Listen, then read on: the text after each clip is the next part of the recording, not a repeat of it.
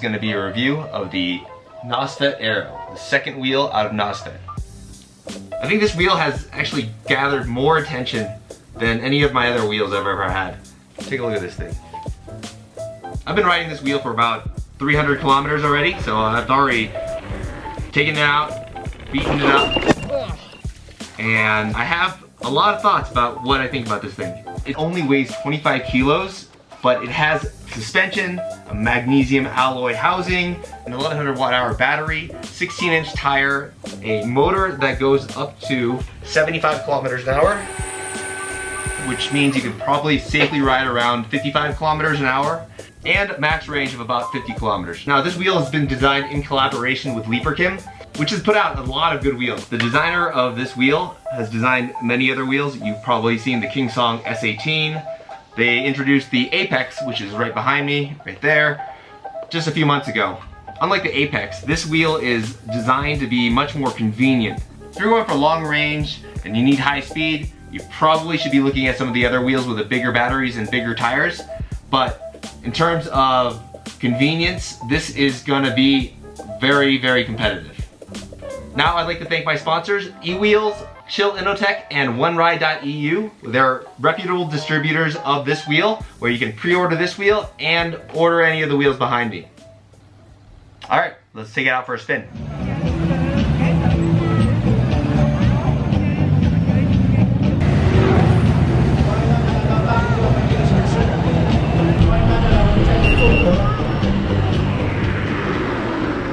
Hello, Michael. What's up, bro?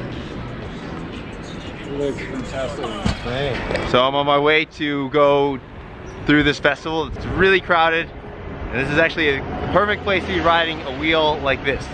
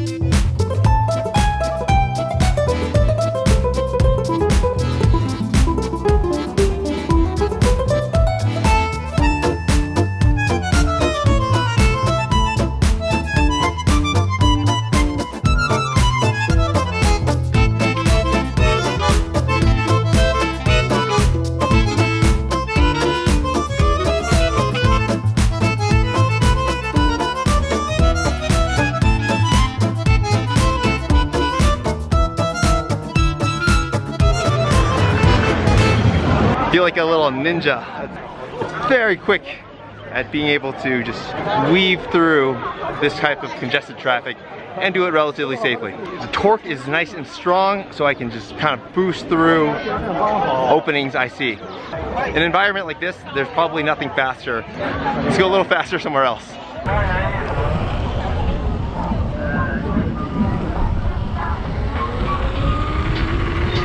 As soon as you leave that kind of area and now you're hitting the open road, now it's a completely different kind of wheel.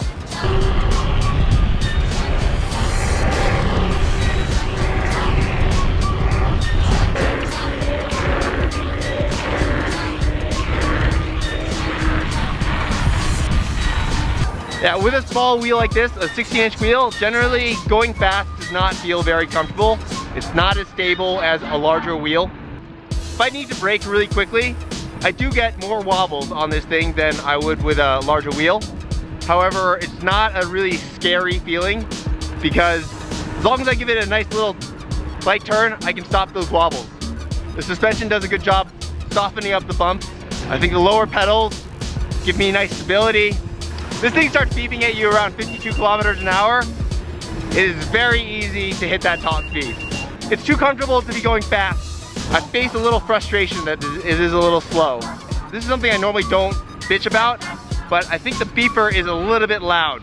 And I think it's the same volume as the Apex, the Lynx, when you're going about 95 kilometers an hour. The amount of wind noise you're going to encounter is not the same. So the volume of the beeper does not need to be the same.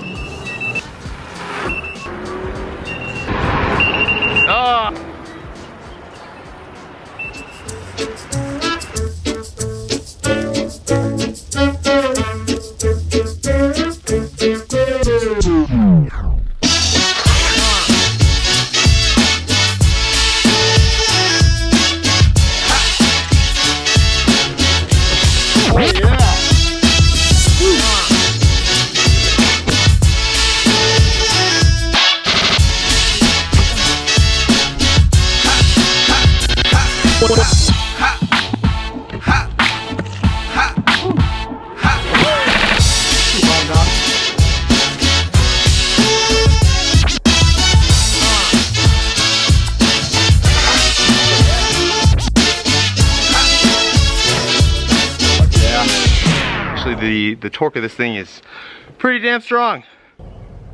45 degrees, holy shit. It's so light. I probably wouldn't be able to make this jump with one of the heavier wheels that are 40 kilos, but this one actually just bounces very easily. All right, let's talk about the convenience factor and the amenities of this bad boy.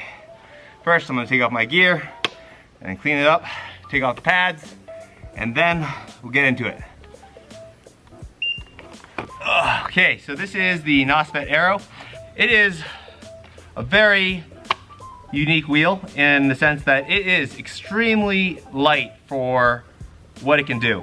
Like, you can just pick it up. This is IPX6 rated, so you should be able to ride through the rain, through the puddles, and spray it down with a hose. So let's get into it. First, let's start with the pedals.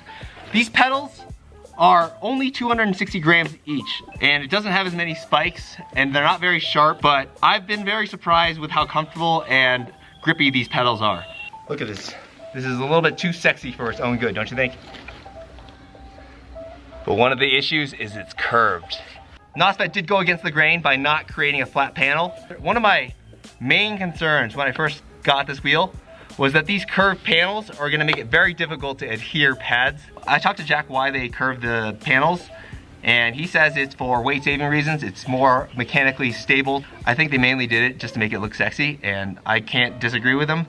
So in order to apply pads to this thing, they include this Velcro, which applies over this like that. But the problem is that the kickstand area is still not covered.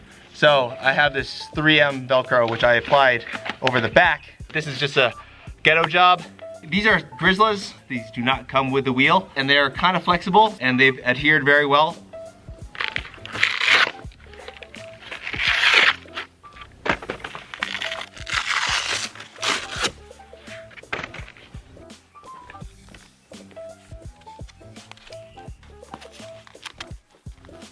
Power knobs also can be applied pretty securely.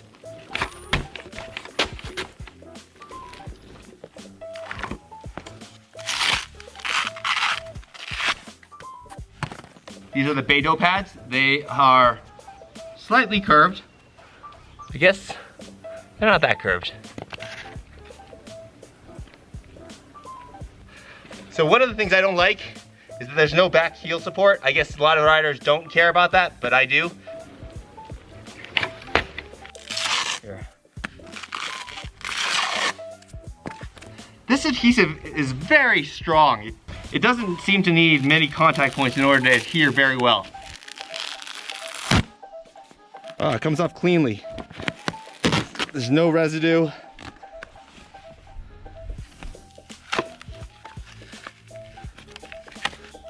Now the pads don't exactly stay flush with the side curvature, but they do adhere securely. My favorite riding wheels are generally 20-inch high-speed wheels, and they weigh at least 40 kilos. And that is a very big difference to a 25 kilo vehicle like this. Carrying this feels very light. First, you can pick it up from the front handle and the rear handle. You can pick it up from the middle. I think the most comfortable way is grabbing the front and the kickstand. But you might find your hand getting a little dirty. I find all the grips on this thing pretty comfortable. There is a spin kill button, technically. You press it once, it disables it, the P comes on. I actually don't like the spin kill function. If it's moving at all and you press it, it doesn't work. If you're on a hill, it won't turn itself off with the spin kill button. But if you hold the power button, it'll turn off. Now if you pick this thing up without the spin kill or turning it off, turning it off with the power button is convenient enough. Now another interesting thing they did was that all of these grips on the top are actually part of the trolley handle. Now this trolley handle can be unlatched from the bottom or the top. I think the easiest way to use the trolley handle is just to grab it from the back, pick it up, and spin it around. One of the things I don't like about the trolley handle is that it is a friction lock. So basically there's no latching mechanism at the top. So if you're pushing it too hard, like that, you can get it to fall down. Overall, I think the trolley handle is comfortable to use, and the arms serve as a knee shin protector. Even if I tap it this way to the side, it's pretty stable. So the kickstand works nice. Now on the top, there's a display with some buttons. Here you can configure a bunch of things. I'm not gonna go into too much detail. So the first button serves as a spin kill. But if you long press the spin kill button, you go into the settings menu. Here you can configure a bunch of things. The third button is the headlight control. So if you tap it, it turns on the headlight, brighter, brighter, off. I actually don't like this triple headlight setting. It really just needs on and off.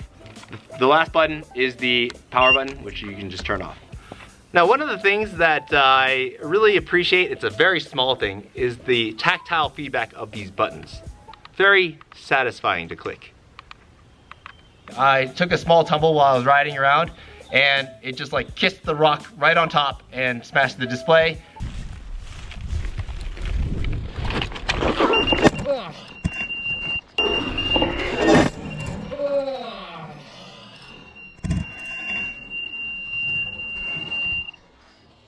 But it was like a 5-minute fix to replace that thing. Now, updating the firmware is a thing that you need an Android for. You cannot use an iPhone. You gotta go to their website, download their APK, and I already did it, not a problem. Easy. You should probably do that when you get your wheel. The suspension works pretty nice. You'll see. The suspension is the same on both sides. You need to make sure that the preload and the rebound and the compression on both sides are the same. Lastly, let's talk about the tire. The tire is a 10x3. The actual outer diameter is closer to 16. The tire treads are semi-knobby, which I think is a good hybrid for road and light off-roading. It does perfectly fine on the road. And off-roading, smaller tires are pretty challenging. But overall, I think this tire is a good choice. All right, let's get back.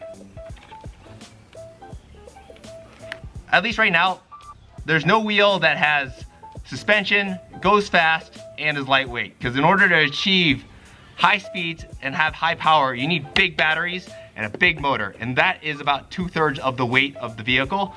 I don't know another wheel that weighs 25 kilos or less that I would want to ride more than this one. Agent Jay. Hey.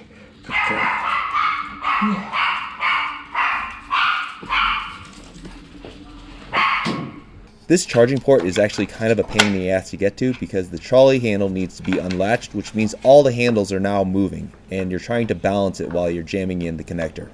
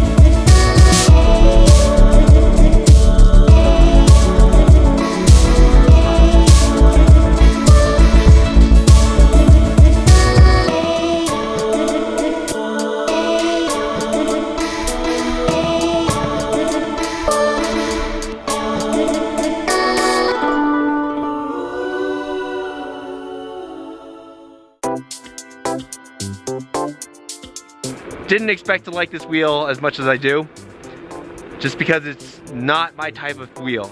Generally, I like the high-speed, powerful wheels, but having a lightweight, playful wheel that I can just pick up is actually a really novel thing. And I can say that 25 kilos feels much lighter.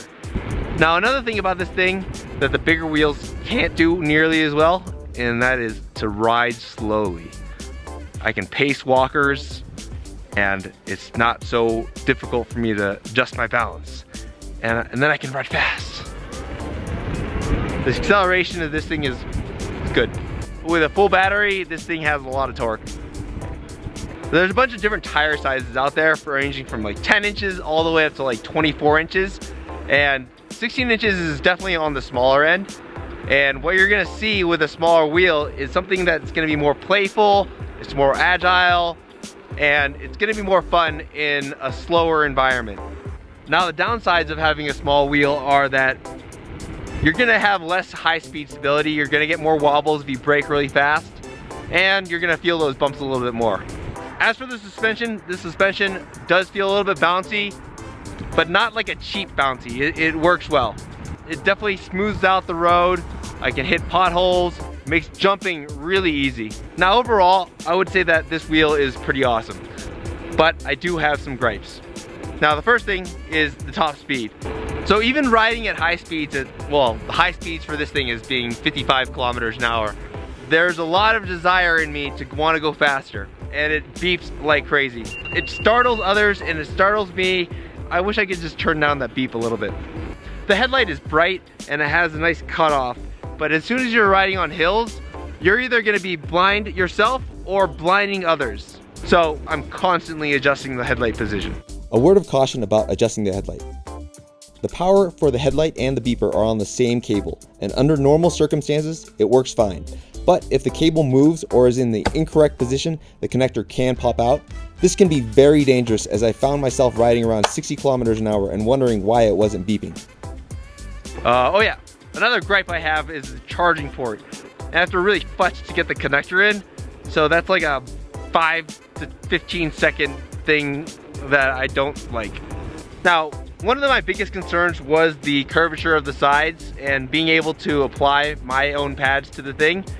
But after riding with this thing and using different various pads, I think they're going to be able to be held on securely. Now, as for range of this thing, it really can vary. Probably gets between 30 and 60 kilometers, depending on how aggressive you're riding. As with all these wheels, you're always making compromises between weight and performance and cost. If you're in America, you're gonna be boned. This was supposed to be a sub $2,000 wheel, but with these new tariffs, God knows what the price is gonna be like now. So who's this wheel for? I think it's probably for beginners and intermediate riders, because it's actually really playful and it has pretty good suspension and it goes fast enough, so I don't think you're gonna get bored right away. And I think everybody can enjoy the aesthetics. So in conclusion, I think this is a premium wheel for its weight. It obviously has to make some compromises on top speed and range, but if you can neglect that, this wheel is pretty fucking good. Once again, I'd like to thank my sponsors, eWheels, OneRide.eu, and Chill Innotech. They're distributors of this wheel, so you can pre-order this wheel or order plenty of other wheels at their websites, and I'll leave links down below. That concludes my review. If you want to know more about the Apex, maybe I'll do a video for that. I haven't decided yet. I'm going through some life shit right now. Ready?